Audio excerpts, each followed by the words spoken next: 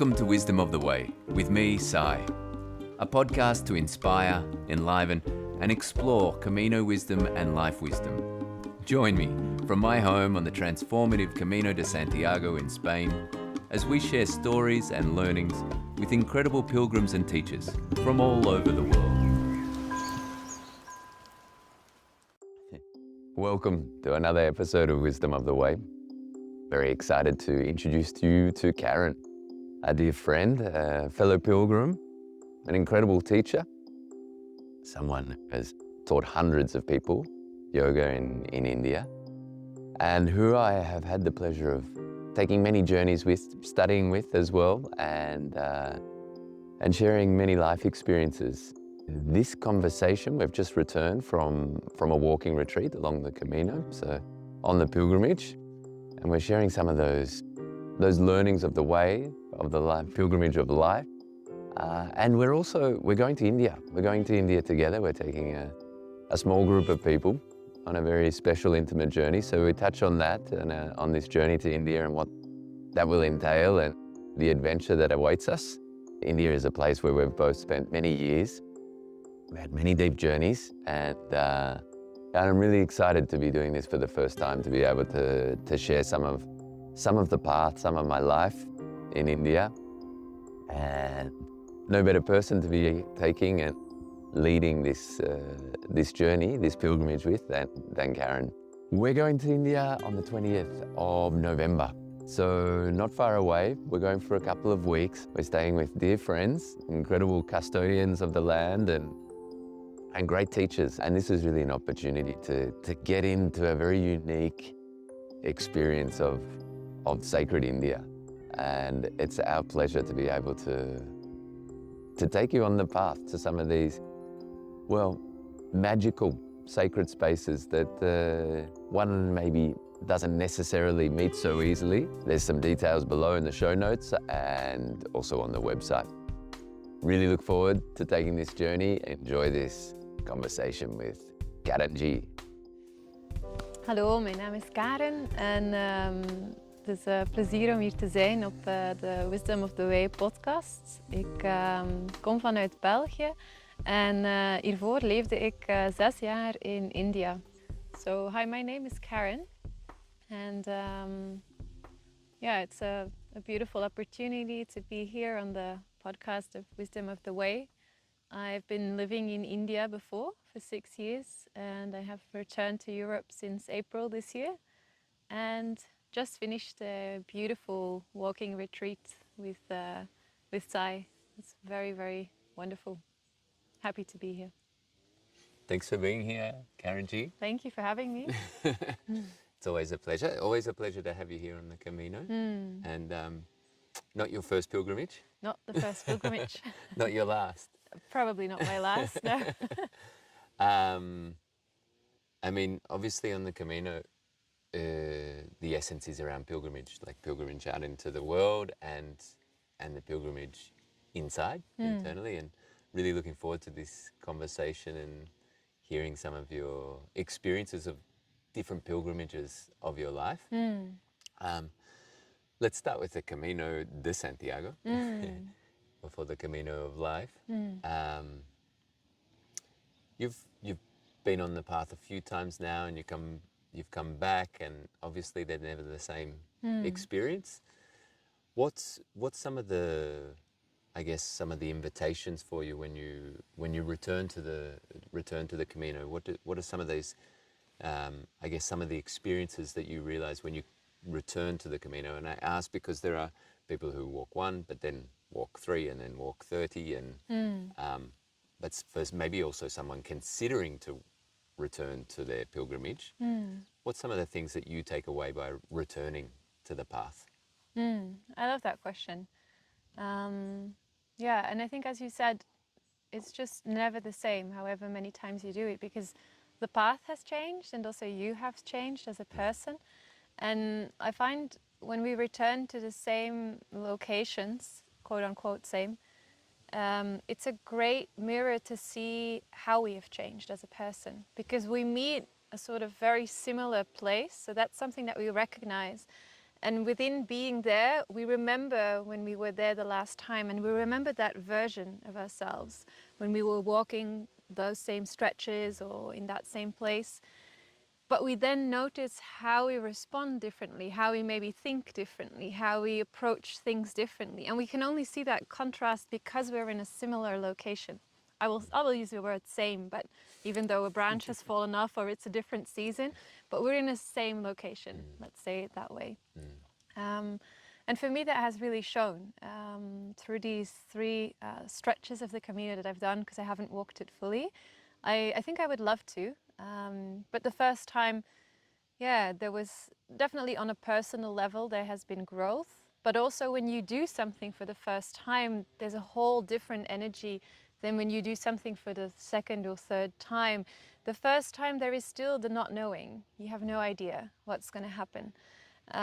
So that's a general thing that you could say on the first Camino. There's that journey into the unknown. And so there's, yeah, everything that comes with that. There might be some uncertainty, there might be a willingness and excitement to step into the unknown. There's wonder and awe, and you never know what the next corner is going to bring or the next bend in the road. So there's that.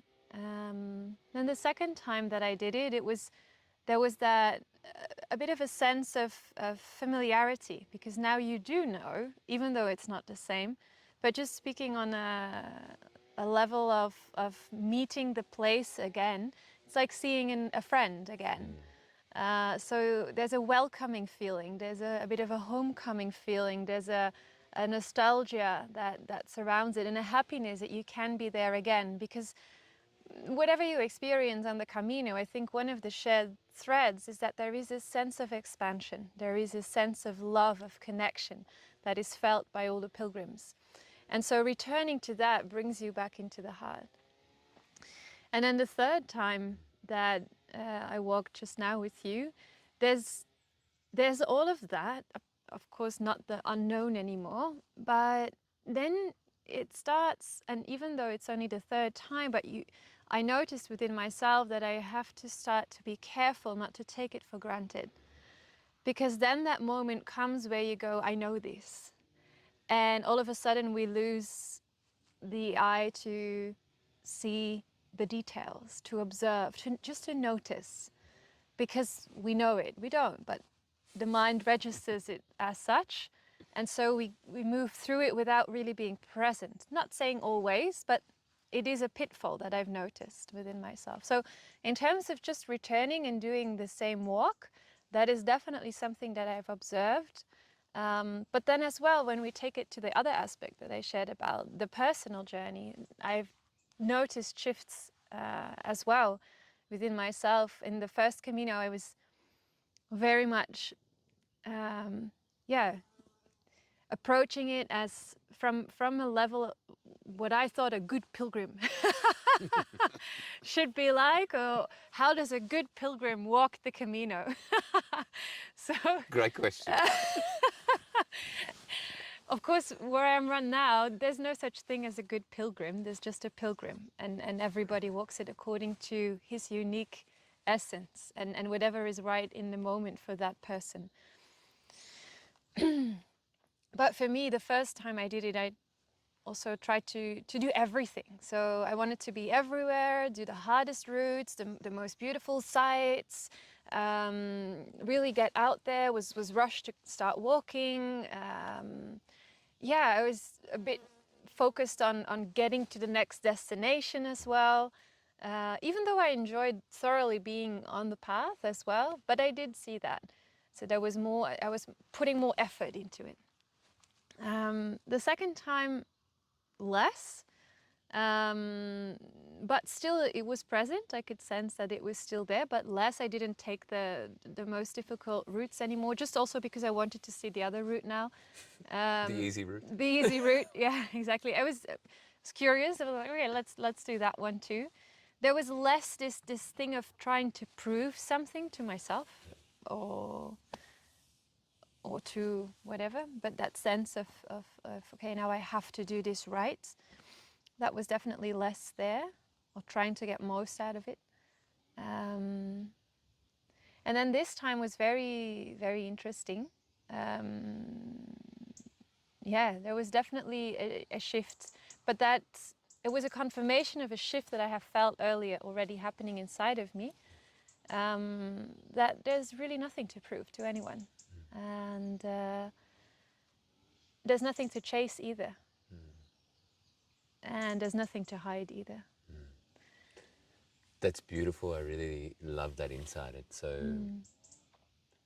so valuable, so useful. I think it's something that we all can relate to intimately. That feeling from within that we need to not only do something well, but maybe prove something, and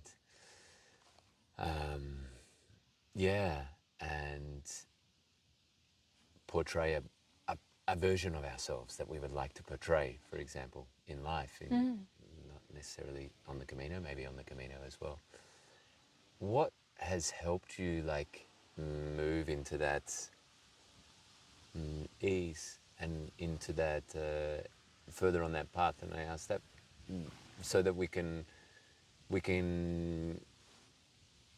consider how we can move more in that direction, into not just truth, but ease and being and acceptance of ourselves, and feeling that whatever we choose is okay. Or yeah. Are Yeah, there particular things that have supported you in that journey? yeah. I think everything that has happened in my life up till now, we could be here for a while if Yeah. I start sharing about all of that. But I yeah, guess it's about how we live our life too, because a totally, lot of things happen in our life. It's like what we do with them, how we relate with totally. those things, those challenges, those awkward moments. Yeah, absolutely, absolutely, absolutely. And well, there's two approaches to this question, which again I really love. On the one hand side, you don't have to do anything. Life will bring it to you. You just have to surrender. And yeah, there can be a willingness to come to a place of ease within yourself and then let it go. And then it might look different to what has come to me in life, what will come to you. That being said, then we go to the second part of this question. What has specifically helped for me, and this is by no means that will also do the trick for you, but for me, the yogic approach to life is a really, yeah, has been a really big game changer in my life. I've had the good fortune to have been introduced to that way of viewing since a very young age. But of course, it's not only that. I've also put in a lot of work, and I have always been curious about human evolution, including my own evolution, and I have always had a willingness to face myself, my own shadows, and a continuous desire to grow and bring light to those shadows and embrace them, not to negate them or to push them out, to perform an exorcism on them, but just to hold them in love. And the yogic techniques, the yogic practices, and latest in my journey, a lot of tantric practices, have definitely helped me to bring me to the point where I am right now. Yeah. Thank you. Let's delve into the yogic practices. I mean, it's something that we share, like this interest and love, Yeah. and our time in this. And it's where we also have met in India, and we've taken many journeys together over these years, and it's been a beautiful, not only connection but friendship. So also thank you for this companionship on the way. And so we've been able to take some pilgrimages, if you like, as well, and spend time together in India. And for the context of this, so the school, the yogic school where I've studied, and that I first met over 10 years ago, I think, somewhere around there, is which has had a huge, not only impact on my life, but has really invited me to deeper ways of getting to know myself, and the practices and the wisdom I'm so thankful for. I don't know where I would be without them. And it is where we met, and it is where you have lived Yes. for quite some years, and you've been a teacher there, teaching students, True. teaching yogis on their path who've come to India to go deeper into these Yog-Vedantic teachings. I would love for you to share with us a bit about your experience of the yogic teachings, how they apply in your life. You've touched on it, and just especially in a way of like how it's supported to live a more fulfilled life, a more connected life, or whatever it might be for you. Whatever you feel to share, we would love to receive it. Hear about it. Okay. Yeah, with pleasure, with pleasure. It's such a blessing if you come across the yogic teachings in your life in one way or another, because they do have a very uplifting and enhancing effect on your life, especially when you apply them, when you practice. And within that, it's very important to approach it from an integrated perspective. So I started off. Can I just ask what that means? Yeah, Like an totally. integrated perspective. Yeah, oh, you're ahead of me. I was going to get there. Sorry. No problems. Yeah, quick thinker. I want to know. Tell me more. I need to change my life. Yeah, so I started off mostly practicing asana, so the yogic postures, right? Like putting your body in different shapes, which is a very valuable part of it, but it's definitely not the whole thing. And so with the whole thing, that's what I mean when we integrate all the parts together, then we come to the integrated approach. And some of the other parts, for example, are the practice of mantra or meditation, or attending wisdom talks, so correcting and cultivating your intellect, but also breath practices. So all of these together really, for me, they made it possible to have a quantum leap in my growth. There was so much coming home to who I really am. And that's also the thing. They don't turn you into someone else. They bring you back to who you really are, which throughout living life and culture and society, we deviate from who we really are. And we go looking back for that. And we look for things that bring us pleasure and joy. And sometimes that's meeting with friends, or having a drink in the bar, or experimenting with drugs or whatnot. If we play sports, sometimes we find it in sports as well. It's that feeling of being part of something bigger. But we're actually looking for that within ourselves. And when we come home to ourselves again, we also have that feeling of being connected, of being plugged in, and in Sanskrit, they say that the quality of being connected, reconnected to our true self, which you could call consciousness or the soul, Atman, is bliss. It is consciousness, and it is truth.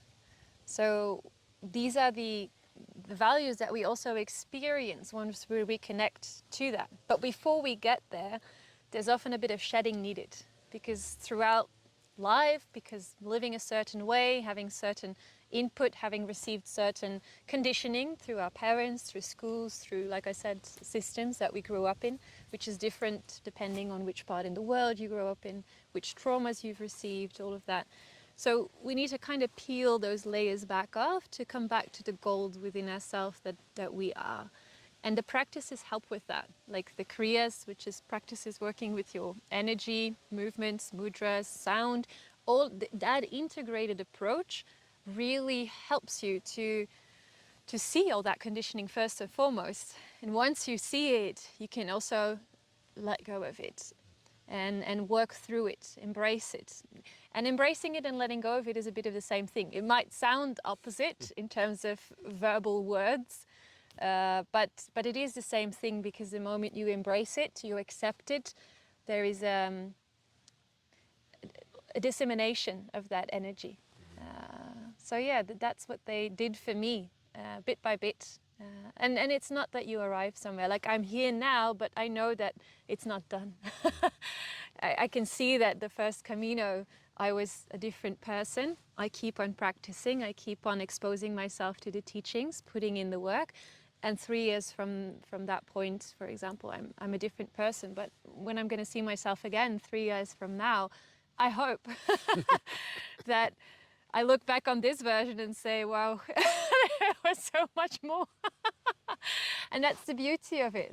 It's an ongoing, continuous process where you keep on embracing and radiating more light, more life as well, and ease. Yeah. I love that, and the lightness. You know, it's Yeah. also what I get listening to your laugh and being able to remember that, to have fun with this, like to be able to also, it doesn't have to be heavy, No. dark, dense work. There are moments, of course, that are really tough. You Yeah. know, Oh. they're confronting, Yes. and it is going into those, you know, awkward places that feel super uncomfortable, and I wish I didn't have. But it's not only this, no. Sometimes like this feeling of like, oh, the work or the things we have to do to grow Yeah. can feel really overwhelming, Yeah. or again a bit this mind of like, I'm not there. I need to get over there. I don't do this well here today. I'm not finished. No, that's And a bit, it can easily come through on a pilgrimage, on the Camino, no? Like as in, totally. I need to get there, Yeah. and miss out on here and Yes. the life of here. Absolutely. So the lightness and the ability to laugh and have fun with our own growth and journey and life. Do you feel like sharing a bit about that? Because I feel like you have a great capacity to laugh, to be able to bring the light and the lightness to that kind of path or work. Yeah. Yeah. Yeah. Just laugh, that'd be great. Wonderful. Yeah, I just started laughing because it reminded me of, I'm a fervent meme watcher and sender. My friends will know this. And it reminded me of this one meme. And for those of you who don't know what a meme is, it's like Don't ask me. no, it's a picture on Instagram that gets repeated often, and they put words on it, and it's funny. But you have to get the humor of it. For some people, it's not funny. Anyhow, it reminded me of a meme on Instagram of one person saying to the other, like, "Wow, gee, you're so funny, and you laugh a lot," and then you see behind her like all the darkness of her past, and she's like, "Yeah, thank my traumas." So, and it points to sometimes the most humorous people are the ones also who kind of like, how to say, pull the I'm trying to find the right word. They can lift up a whole room that is very tense by just saying that right thing that brings humor, and it shifts the entire atmosphere. But first you have to feel that heaviness. Like you cannot do that intentionally, maybe unintentionally, if you don't feel the heaviness. So for there to be light and for there to be humor, you have to be aware of the other side as well. And it's about not taking yourself too seriously, but sincerely. And that's very important. It's whenever you fall in the trap of taking yourself too seriously, then the heaviness will come for sure. Everything will start to feel like a burden and a task and another thing on your to-do list, and your shoulders start slowly but surely hunching forward. And so there comes a point, and I think Osho described that as enlightenment. He says the moment you say, fuck it all. It's the moment where you just kind of give up a little bit, give up with, look at this whole situation as a game, as if you're playing, pull yourself out of it, pull yourself out of the equation, and that will definitely help you to take things more lightly. Yes, there is darkness, and yes, there is light, and as our teacher in India says, but what do you choose to focus on? And it doesn't mean that we have to push away the heaviness and the darkness and all of that. Like you said, it's definitely part of the path as well. But why swim in a toxic pond if there's a fresh spring water pond a bit further that you can also access? If you don't have a choice, yes. But if you do, then why stay there? It's like, yeah, focus on the good. Focus on the gifts of life, and you'll get more of that. It's where do you direct your energy towards, and wherever you direct your energy towards, you'll get more of that. It'll grow, it'll expand. And obviously, you know, you were speaking about the practices and the integrative approach, and that really helps to be able to have that perspective, to be able to choose, to remember to, it's a choice to go to that fresh pond. Yeah, absolutely, because that's what they do. They increase your awareness. One of the side effects of these practices as well is that they increase the scope of your awareness. So, and there's a beautiful episode in the Bhagavad Gita that shows that, or that Krishna says, where one will see one solution, the one who practices will see 10. Where one person will see 10 solutions, the one who practices will see 100. So your scope of what you see, the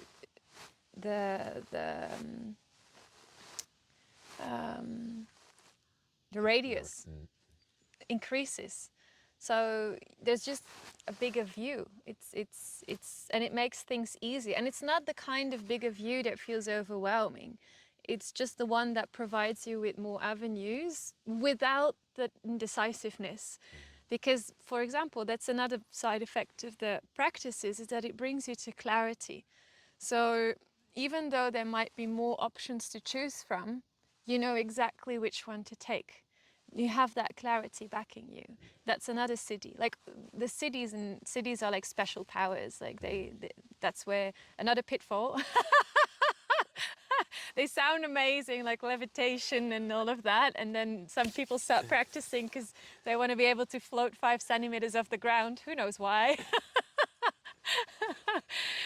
But another real siddhi or special talent is clarity. It's the ability to see, but then also clarity. What do you do with that seeing? Because if you don't know what to do with that, it's another burden. It's another thing that doesn't serve you, another overwhelm. So that's the difference often between someone who is aligned through or without practices. You don't necessarily need them, but they help you a lot.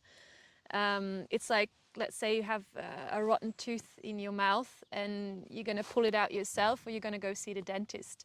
You'll get there in both ways, right? But it might be just advisable to go see the dentist.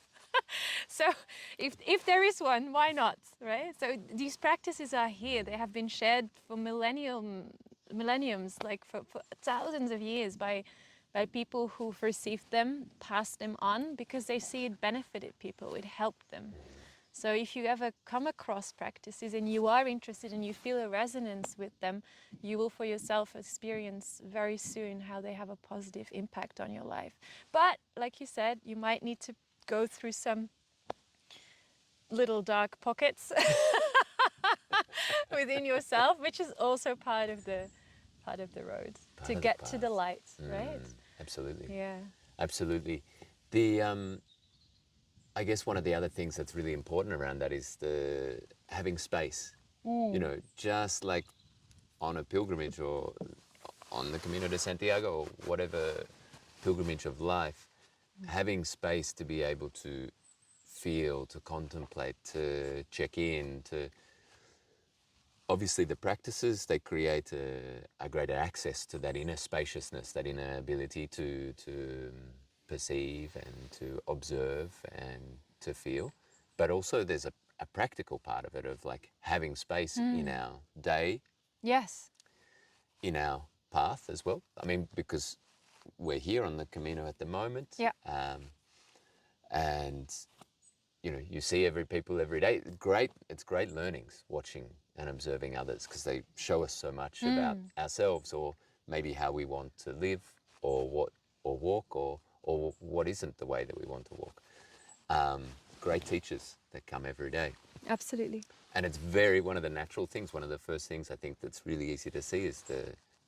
the rush that we're in, and that we're on something like the Camino de Santiago, where a lot of people have a lot of time to walk, some for a month or whatever it might be, some more, some less, but kind of on this time for themselves, and yet we bring those same programs of life, of work, to the walk, you know, and that it's natural that we're in a rush. This reminder to create space, to slow down, to stop. Is there anything, so that we have the practices that help cultivate that internally. Is there other ways that helps you to be able to make and create that space, like during your day, during, like, not just on your walk, but in your life, that it's like how to, because I think this is a really common question for a lot of us, is I would love to do that. I'd love to explore this, but I don't have time. Yes. And I have all of these commitments, and I don't have time to meditate, for example, or I don't have time to, What are some of the ways that you create time, make time, find time?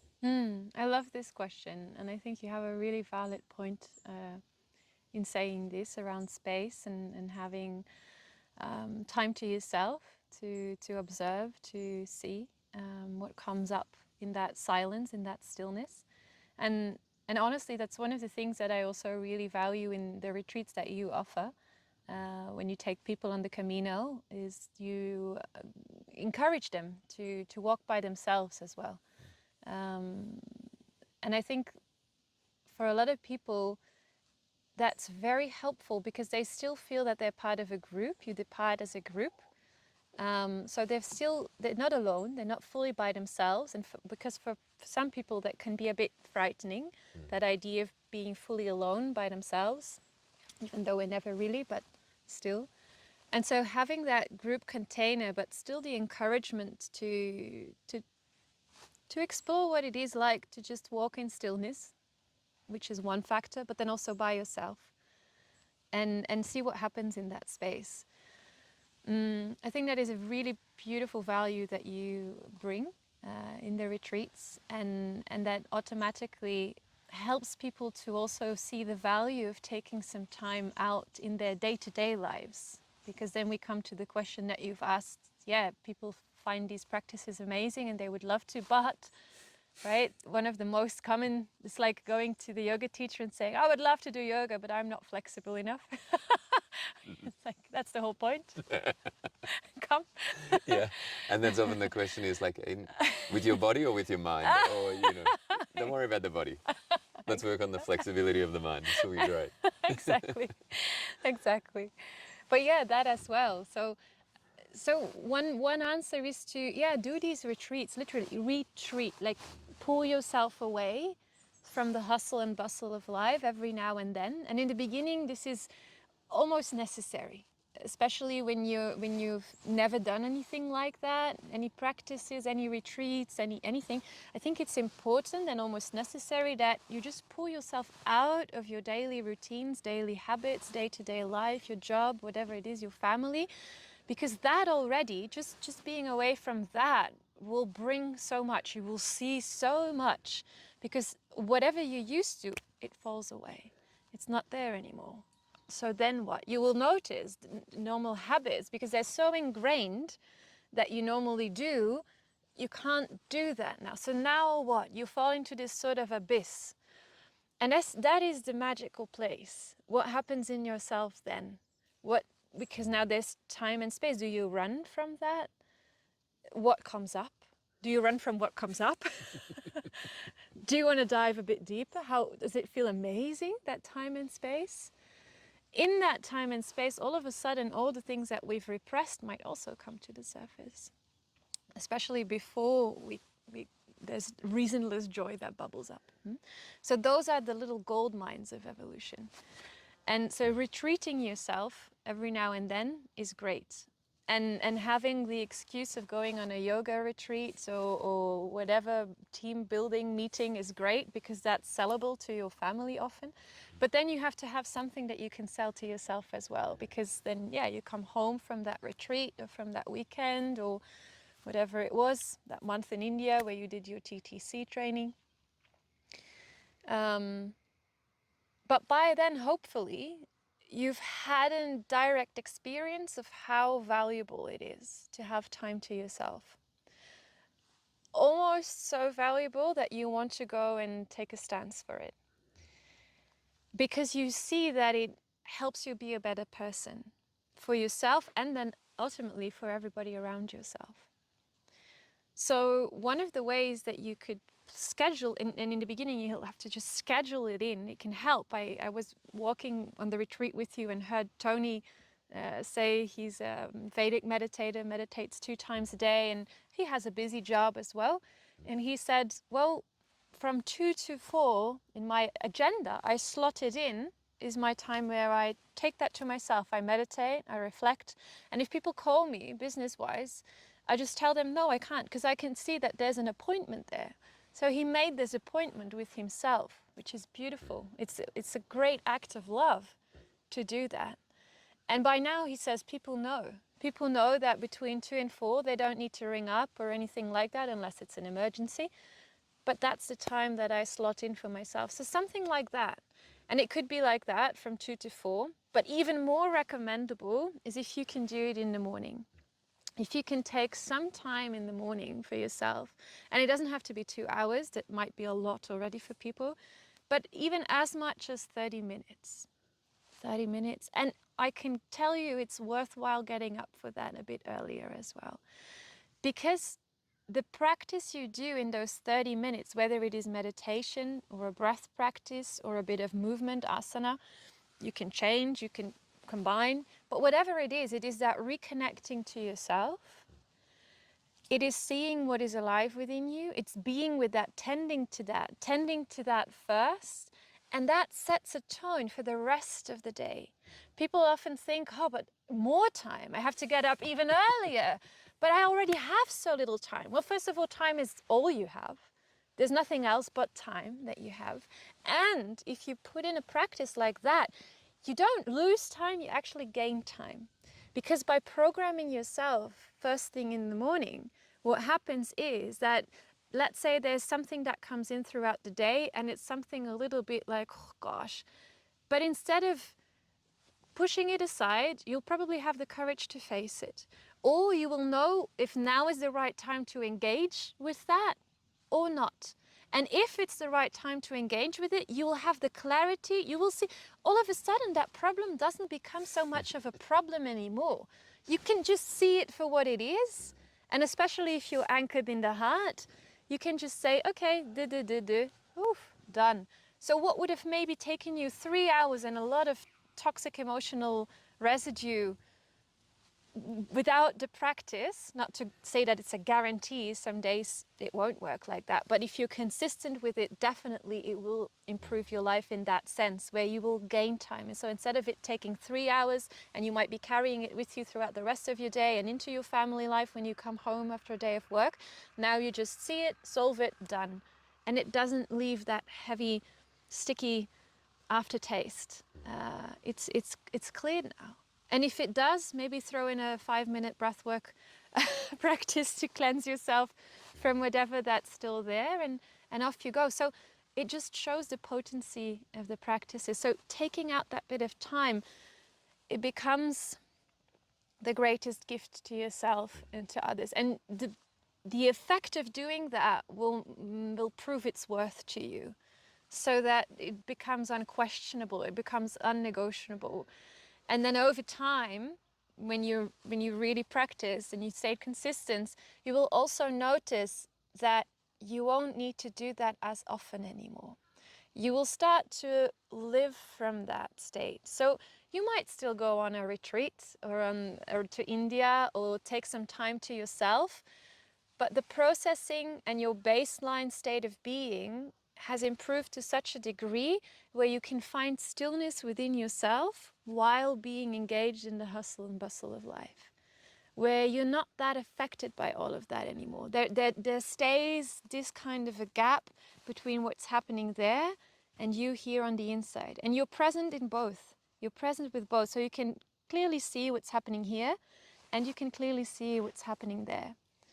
And so that gives an incredible piece of being, state of state of calm. And whenever you notice that this is starting to really get shaken by that, okay, then maybe you need to withdraw again a little bit from whatever is affecting you so much there. I love that. There's so much that you shared there that is so beautiful. It was That is, quite packed. yeah. Good value for money on that sharing.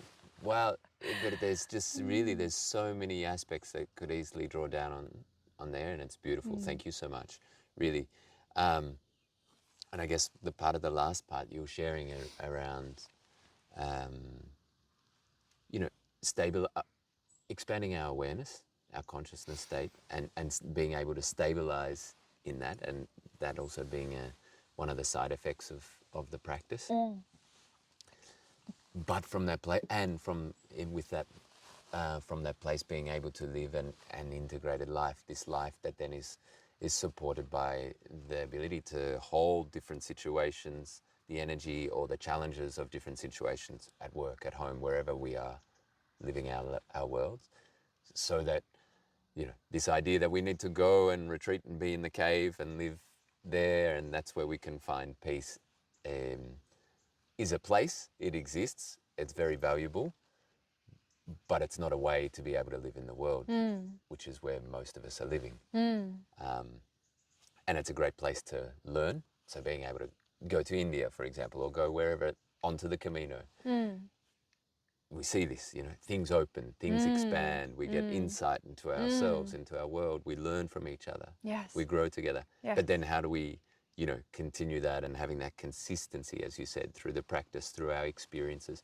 I think that's something sometimes why the Camino is very powerful for many people, is there's a consistency, like, you know, each day you're in this process. Of course, if you came here and did it for a weekend, you're not going to be able to drop in so deep so quickly. True.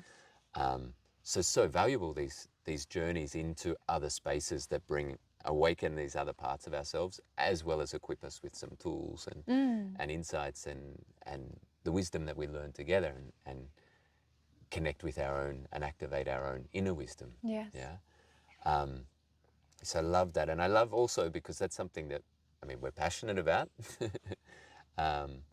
And I feel really blessed to have been able to share many journeys with you, and in India, and we're going to India together again, but this time we're going to take people. Together and with some extras. Exactly. It's amazing. So, you know, I'd love to also just share a bit of that, because, you know, I think maybe it's definitely very interesting for people, and it's it's a powerful opportunity. And I think just even coming off this last week together on the Camino, and we see some of this, that's been a part of this retreat that we've been walking together. You know, it's very exciting for me to be seeing that journey, that kind of journey, a pilgrimage in India, a bit more extended into a completely different, not only outer world but inner world, but with those similar opportunities to be able to expand ourselves, meet ourselves, grow, yeah, go into the unknown in a safe way, and be able to journey in a way that we, like you put very nicely on the Camino, that we can go in a group, in family, in an intimate way, but also have our individual experience that, you know, obviously. And going to India is it's another world completely. Absolutely. You know, it's another level from from going to the Camino on your own. You know, I'd love for you to share a little bit about, like, you know, the plan, the idea, and what inspires you about journeying to India and guiding people on that journey, and why do you feel it's so valuable? Beautiful question. You're full of beautiful questions.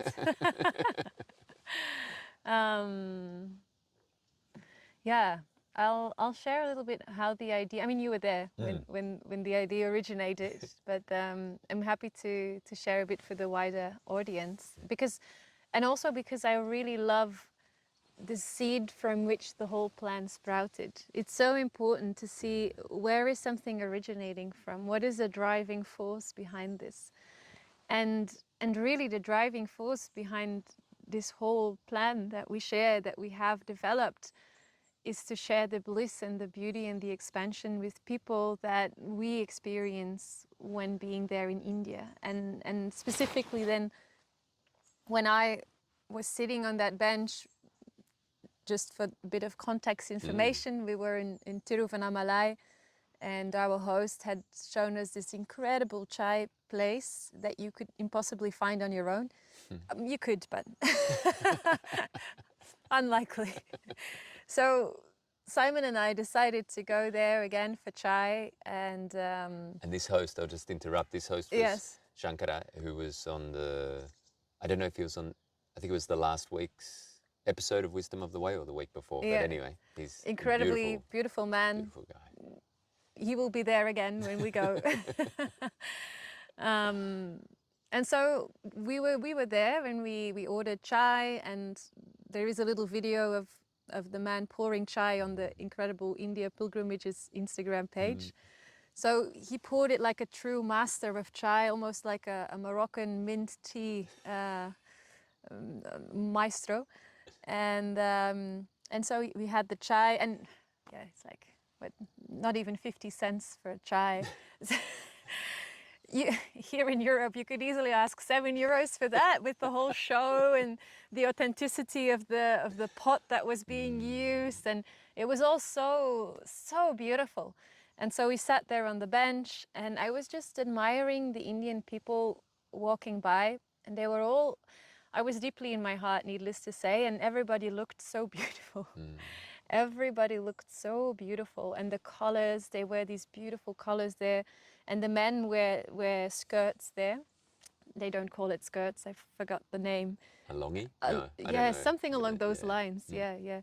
And they can wear it up above the knee, or they can drop it down. And they all have these checkered patterns, but beautiful colors as well. And I was pointing out to Simon, like, look at, wow, this one's so beautiful. And just the life, Indian street life, horses in the street, cows, people on a bicycle, people walking, trucks overloaded, you can't imagine in what way. And I was just in this pure state of bliss. I was just admiring everything, and I felt so, no, I didn't need anything else. Everything was there. It was just such a state of perfection, if something like that exists. And it almost felt like, how can I possibly keep this to myself? And it was like an outpouring of the heart, and like a divine seed dropping in my mind. Like, and I looked at Simon and I said, Simon, I know it. I'm going to take people here. I'm going to share this with people. Not to say that it's 100% guarantee that you'll have the same experience, but at least I want to open the portal. I want to create a possibility for people to also experience that. That's the main force, the main driving force behind the whole plan of taking people there. And the moment I said that, I saw the lights in your eyes come on.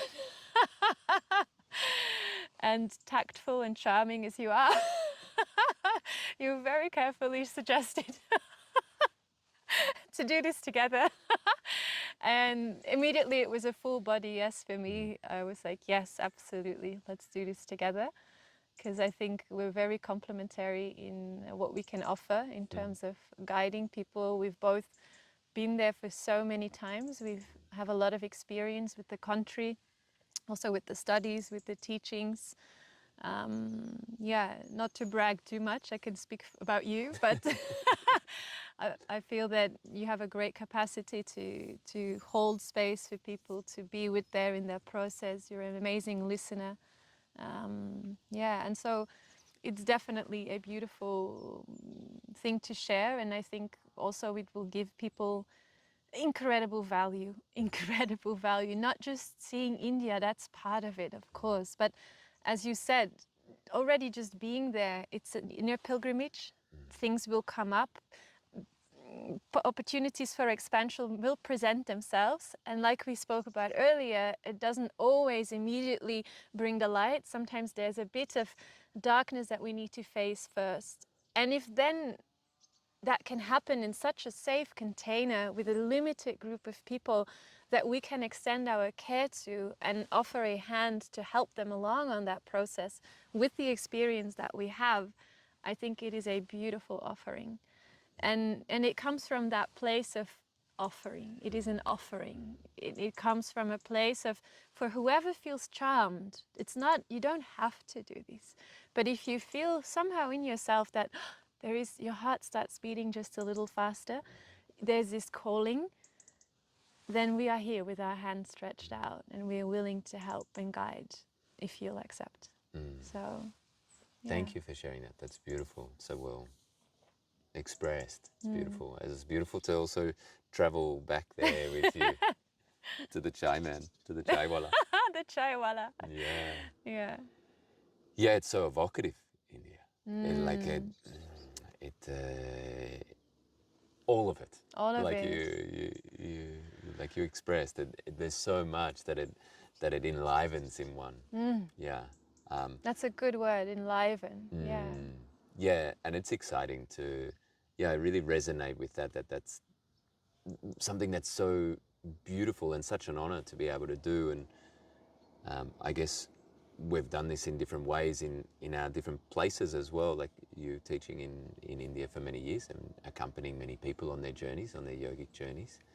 And also here on the Camino is the honor of being able to accompany people, into that sacred space within. And Yeah. it's such a gift. And it's so beautiful. That's like just these last few days, seeing some of the people we've been walking with, some of these experiences that they have and that they create together in the power of the group. I think that's something that every time I take a journey with people is something that I'm reminded that we're creating this together, and the presence of everybody in that group is so important. Important, yeah. It's so much part of the experience. It's not an experience just to go and receive or to go and be in the role of the receiver. It also this co-creator, Yeah. and participant. Yeah. I just realized that they didn't really speak so much about the plan. Because I was so taken by how the plan came to be. So where are we going? Would you like to hear a I'd bit love to know. about the plan? Refresh my memory. So it is an inner journey, but also there is an outer trajectory that we are going to walk, and we will be sharing these integrated practices that we spoke of earlier. So we will go and pick people up in Delhi, and then travel together to Haridwar. And Haridwar is a very sacred, potent place. We'll go visit Anandamaya Ma's ashram and stay there in the guest house, visit temples, and attend the famous Har Ki Pauri Aarti in the evening. And then we continue our Which travels. is an incredible It's experience of a lifetime. one of a kind, one of a kind. You can't describe it. No, it's hard to put into words. There's bells, there's water, fire, there's Indian priests swirling lights and oil lamps. Hard to know where to look. Yes, it can be a bit overstimulating. But again, there's the power of the group and the connection that will make it feel like you're safe, you're held. But yeah, definitely something to experience in your life. The smells, the colors, everything. And then we'll travel a little bit outside of Rishikesh, another incredible sanctuary where I've spent many times myself, some personal retreats, with a adorable light-filled guardian of the land called Rohit. We'll stay there. That will be our base. It's right next to Ganga with a little private beach. Beautiful food, organically grown. You can see it grow as you walk on the land. It's just there. It's a beautiful Shiva temple. There will be some fire rituals that we'll be doing. Every day, of course, there will be ritual, puja, meditation, yoga class. And then throughout the day, we will do either some excursions. There will be plenty of time to just be for people, journal, read, have conversations with one another. Maybe something throughout the practice has come up. We will be available for conversations with people. And then some of the excursions, we go and dip in the Ganga together as a group. We go meditate in a very special cave where yogic saints have meditated for ages. We go and visit the confluence of the two rivers that form the holy river Ganga. We go on a hike to a beautiful Durga temple. So there's plenty of activities, and we flow. We also see what the needs of the group are. There's many other things that are in the list of possible activities that we can draw from. So, and then we travel again. We stay there for 5 days, and then we take the flight and go to the south in Tiruvannamalai. But first we go and visit another magical, very special place called Auroville. Remember the first time when I was there, I was just crying the whole time because I was so touched by their plan, also the driving force behind their plan, why Auroville came to be. And if you don't know what it is, I would advise you to look it up, enter it in Google, and yeah, you'll see probably some pictures of the stunning Matri Mandir, which we will go visit as well and meditate inside of. If we're lucky, we may be joined by B, who was one of the custodians there, one of the people holding the space, welcoming people. And I met, because we went there this year together, and we had a really incredible time, and we were there with some other dear friends. And one of the people receiving us, I met with, and we had an interview conversation on the wisdom of the way. So if you've seen that other episode, it's in his home in the Trash Mahal. That's fantastic. But it'll be great to see B. He's amazing. I would love to see him. Yeah, and Taj Mahal, for those of you who don't get it, so you have the famous Taj Mahal in India, that one of the 7 world wonders or something. And he had made his house fully... He'd made his house fully out of trash. Yeah, out of... recycled materials. Yeah, Sounds a yeah. bit bad. No, but I mean, it's so beautiful the way he speaks to it. And I mean, even in the shot, which is on the interview, there's also a video actually touring through his place. Wow, it's so charming. Oh, wow. Like, it's incredible. Beautiful. Yeah, super creative. Yeah, I would love to meet him as well. I didn't meet B, that was... but anyhow, so we'll be there. And then hopefully we'll be able to spend a night or two maybe in Ramana Maharshi's ashram, which is a very special occasion. We're working on it currently.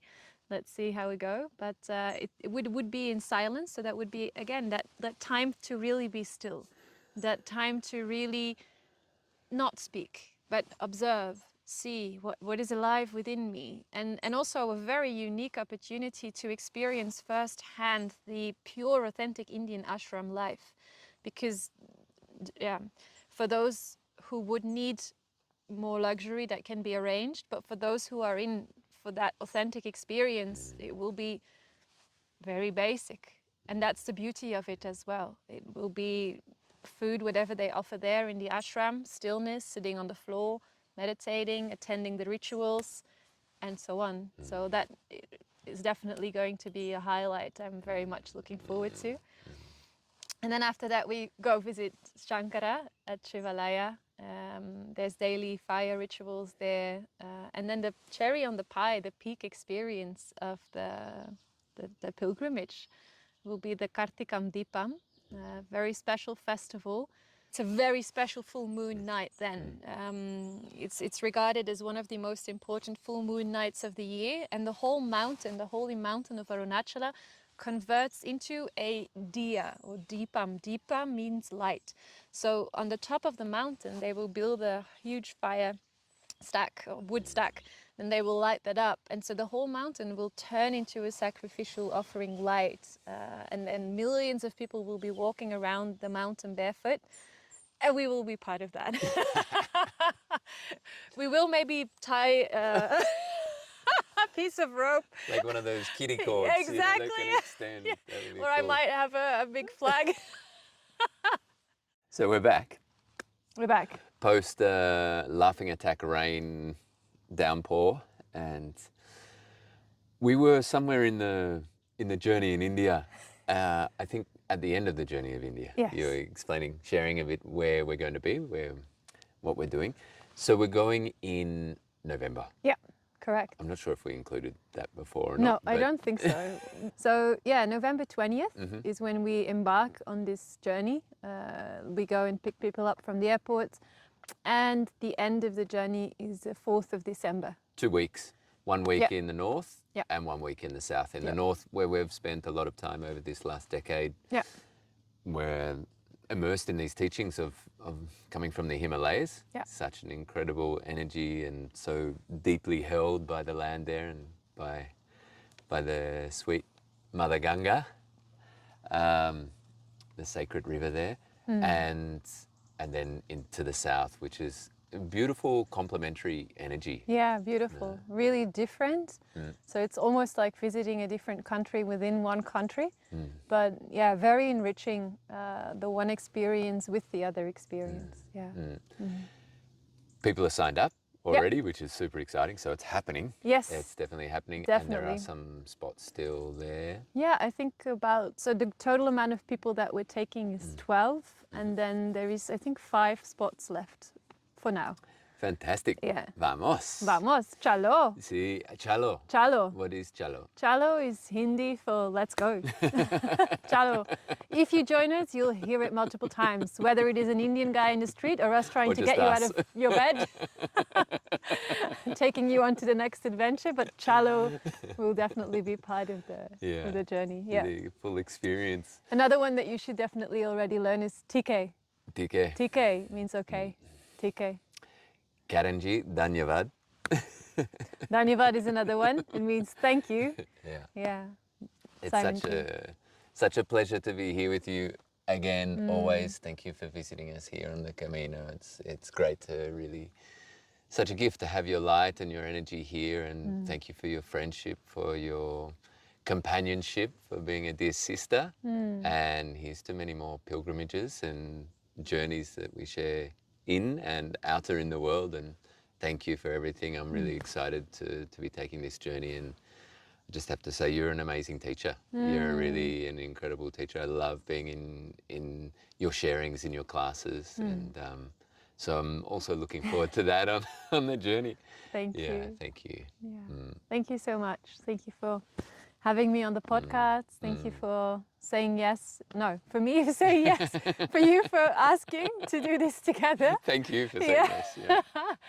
No, I'm really happy for this co-creation. It would not be the same without you, because you bring something very unique and very deep as well to this co-creation, and definitely an extra layer of magic and alchemy to this trip. So thank you so much as well.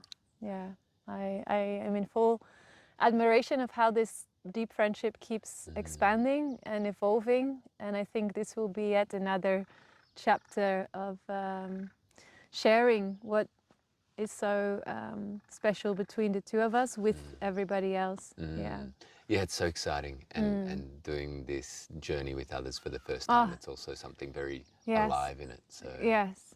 yeah. Bless you. Thank you. Thank you so much. Thank you. Muchas gracias for tuning in. Wisdomoftheway.com is where you can sign up for our newsletter for transformative walking retreats, courses, and free practices. Also, please leave a review and share this podcast with your friends so that we can bring you more stories of these inspiring Caminos. Many blessings for your inner and outer journey.